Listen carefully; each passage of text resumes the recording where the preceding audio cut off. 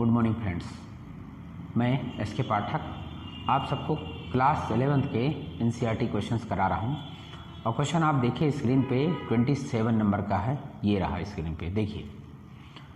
Question कहता है एक सोडियम परमाणु का आमाप लगभग 25 एंगस्ट्रॉम मानते हुए उसके माध्य द्रव्यमान घनत्व का अनुमान लगाइए। और साथ में दिया है सोडियम के परमाणुवीय द्रव्यमान और एवोगाड्रो संख्या के ज्ञात मान का प्रयोग कीजिए। मतलब इसका हम यूज कर सकते हैं। इस क्रिस्टल की क्रिस्टलीय प्रावस्था में सोडियम के घनत्व 970 किलोग्राम प्रति मीटर क्यूब्ड के साथ तुलना करना है। ठीक है, मतलब हम वैल्यू कैलकुलेट करेंगे, उसका डेंसिटी निकालेंगे। ठीक है, और हम कंपेयर करेंगे इसके साथ। ठीक है, और उसके बाद ये कह रहा है कि क्या दोनों घनत्वों के परिमाण की कोटि समान है, यदि हाँ तो क्यों। इसी क्वेश्चन को हम इंग्लिश में भी बोल देते हैं, ध्यान से सुनिए। क्वेश्चन बहुत ईजी है। कहता है estimate the average atomic mass density of sodium, okay, sodium atom assuming its size is to be 2.5 angstrom. Compare it with the density of sodium in its crystalline phase 970 kg per meter cube. Are the two densities of same order of magnitude? If so, why? तो इसको हम लोगों को prove करना है। ठीक है, तो चलिए प्रूव करने के लिए हम लोग सबसे पहले क्वेश्चन को, जो कुछ भी गिवन क्वेश्चन को ध्यान से देखिए। तो देखो क्वेश्चन हमने रेड किया। अब क्वेश्चन को रेड करने के बाद इसका आंसर मैंने स्क्रीन पे ये पीछे देख सकते हैं, बोर्ड में लिख रखा है। इसको इसलिए रखा है कि ताकि आपको सोल्यूशन करने में बहुत मेहनत न पड़े और वीडियो बहुत बड़ा ना बने। पता चला वीडियो 15 से 20 मिनट का हो जाए।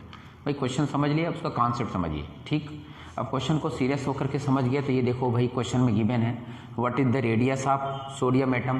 तो सोडियम एटम का रेडियस यानी सोडियम परमाणु की त्रिज्या दे रखा है। आर इक्वल टू देखो कितना है 2.5 एंगस्ट्रॉम। अब देखो 1 एंगस्ट्रॉम की वैल्यू कितनी होती है 10 के पावर -10 मीटर। तो इस एंगस्ट्रॉम के प्लेस में मैंने 10 के पावर -10 मीटर रख दिया। Can you do? यस। अब भाई हम ये इमेजिन करें कि जो सोडियम है, सोडियम को एज ए स्फीयर इमेजिन करें, स्फीयर इमेजिन करें तो ये उसकी रेडियस हो जाएगी। और स्फीयर का जो वॉल्यूम होता है 4/3 पाई आर क्यूब्ड होता है ना। तो इसका मतलब ये है कि हमने कहा सोडियम के एक परमाणु का आयतन।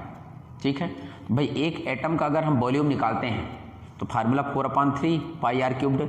तो भाई पाई की वैल्यू 3.14 और आर की वैल्यू 2.5 इंटू 10 की पावर -10, ये लिखा है 3 है। तो अगर हम इसका क्यूब्ड करते हैं तो ये वैल्यू लगभग कितनी आ रही है 15.625। मल्टीप्लाई करके आप लोग भी देखिए, 2.5 का 3 बार मल्टीप्लाई कीजिए। कर लेंगे तो कर लेंगे भाई 25 हम 625 और 625 का 25 से गुणा करोगे तो इतना ही आएगा। कर लेना। अब 10 के पावर 10 है तो 10 3 जा 30, यानी इसका मल्टीप्लाई इन तीनों से करिए तो लगभग 65 आएगा। कर लीजिएगा।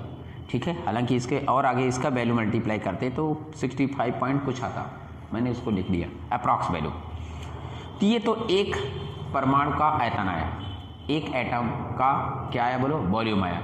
अब हम जानते हैं एक मोल में कितने एटम्स होते हैं, कितने मॉलिक्यूल्स होते हैं, तो आप सबको अवेयर हैं भाई। आप सब जानते हो कि सोडियम के एक मोल में परमाणु की संख्या कितनी होती है, एवोगाड्रो संख्या होती है। तो एवोगाड्रो संख्या को आप इतनी वैल्यू होती है, आप सबको अवेयर है 6.023 इंटू 10 के पावर 23 होती है ये सोडियम के एक मोल में। अब ये एक परमाणु का आयतन आया है, एक परमाणु का आयतन आया है, तो हमारे पास इतने मॉलिक्यूल्स हैं। क्लियर? तो इनका सबका ना चाहिए। हाँ, तो इसका मतलब हम जब इन सब का मल्टीप्लाई करेंगे तो टोटल हमें वॉल्यूम निकल जाएगा। क्लियर? पूरे एक मोल का। तो सोडियम के एक मोल का जो है ना वॉल्यूम निकालेंगे, आयतन। तो सोडियम का परमाणु का आयतन होगा, परमाणु का आयतन कहते हैं परमाणु आयतन। ठीक है, तो क्या होगा देखो, सोडियम के एक अणु का आयतन ये आया और परमाणु की संख्या, तो परमाणु की संख्या ये एवोगाड्रो संख्या है। ठीक, राइट है ना। तो आपने इसका मल्टीप्लाई कर, भाई ये तो सिंपल है यार कि मैंने कहा कि सपोज भाई एक आदमी इतनी जगह घेर रहा है तो 100 आदमी उसी जैसे हो तो कितनी जगह हो, उतने टाइम्स बढ़ जाएंगे। क्लियर है? क्लियर है। अच्छा, अब ये 65 इंटू 10 की पावर 30 का और 6.023 से मल्टीप्लाई करेंगे और साथ में 23 है तो 10 घात 23 है धन में और ये 30 है तो घट के 7 आ जाएगा माइनस में, ठीक है। लेकिन 6 का 65 से मल्टीप्लाई करोगे तो 394 के करीब आएगा। तो हमने 2 डिजिट इसको हटाया दिया तो 3.94 किया, 3.94 किया तो ये जो 2 था ये इधर 7 से 2 माइनस हो गया। भाई 30 में 23 घटा तो 7 आया, मैंने 2 जीरो इसको दे दिया तो 3.94 आ गया। ये क्या आ गया बोलो? वॉल्यूम। अब भाई मेरे पास वॉल्यूम आ गया। मास क्वेश्चन में आप लोग जानते हो भाई, हम सब जानते हैं कि सोडियम के 1 मोल का मास कितना होता है, नहीं मालूम? क्वेश्चन में दे रखा है 23 ग्राम दिया है। देखिए तो 1 ग्राम बराबर होता है कितना? 10 की पावर 3 kg। तो मैंने इसमें 23 इंटू 10 की पावर -3 kg का मल्टीप्लाई कर दिया, मतलब 10 की पावर -3 का मल्टीप्लाई कर kg में आ गया। अब देखो भैया ये वॉल्यूम आ गया और ये मास आ गया, मतलब आयतन आ गया और क्या आ गया? द्रव्यमान का। किसका? 1 मोल का। अब आप सब जानते हो घनत्व बराबर क्या होता है? द्रव्यमान बटे आयतन। अरे भाई डेंसिटी इक्वल टू क्या? मास अपान वॉल्यूम। तो भाई मेरे को मास मालूम हो गया, वॉल्यूम मालूम है, इसको डिवाइड कर दीजिए तो आपको क्या निकल जाएगा? इसकी डेंसिटी। कर सकते हैं? तो देखो मैंने किया है, देख सकते हैं। हम जानते हैं चूंकि density equal to mass upon volume, घनत्व बराबर द्रव्यमान बटे आयतन। तो बस हमने कहा कि डेंसिटी को रो से रिप्रेजेंट किया और ये देखो इसका हमने द्रव्यमान ये लिखा है, ठीक है। ये देखो 23 इंटू 10 की पावर -3 और डिवाइड में वॉल्यूम लिखा है 3.94 इंटू 10 की पावर -5, इसको यहाँ लिख दिया। ये 10 की पावर -5 है, ऊपर जाएगा तो प्लस में हो जाएगा, तो -3 में 5 घट जाएगा तो 2 बचेगा, यानी 10 घात 2 प्लस में आएगा। तो ये लिखा है, क्लियर है। और ये 3 को डिवाइड कर लीजिए तो लगभग 5.84 आएगा अप्रॉक्स में। मल्टीप्लाई करना लगभग होगा 3 सते 21 है ना, तो 3 सते 21 है ना, तो अप्रॉक्स में 7 के आ रहा है ना। लेकिन 9 भी है ना, 9 है तो इसका मतलब 7 ना जाएगा, 5 बराबर 5 के करीब जाएगा। तो ये लगभग 5.84 आया। तो 10 की पावर कितना है? 2। इसको चाहते तो लिख सकते हो 584 kg पर मीटर क्यूब।